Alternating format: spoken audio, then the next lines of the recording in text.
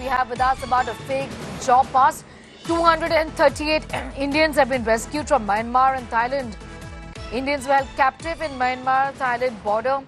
Victims of a fake job scam forced into cybercrime. Indian Air Force aircraft has taken off from Thailand's Mae Sot. India today had exposed Myanmar job con. 283 Indians lured into illegal jobs in Myanmar have now been rescued.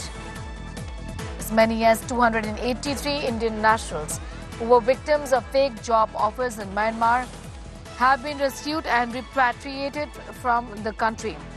Indian embassies in Myanmar and Thailand have coordinated with the local authorities to secure the repatriation of Indian nationals on Monday by an Indian Air Force aircraft. The Ministry of External Affairs has said in a statement.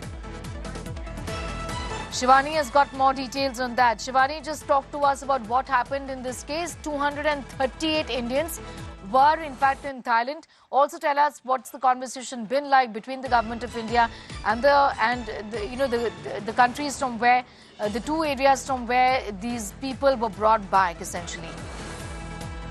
Neha, this is 283 Indian nationals who have been released, rescued and repatriated to India with the efforts of the Ministry of External Affairs and the help of the Indian Air Force that has been utilized to ferry these Indians who were lured by Myanmar and other Southeast Asian countries with fake job offers. So India today had already exposed how these fake job rackets are going on, where people get lured and then they later realize that they have been conned. And these 283 Indian nationals have been released, they have been repatriated. And here it's very important to mention, Sneha, that the Ministry of External Affairs has said that you have to be very cautious because there are certain advisories, there are certain social media posts how to get educated about these rackets.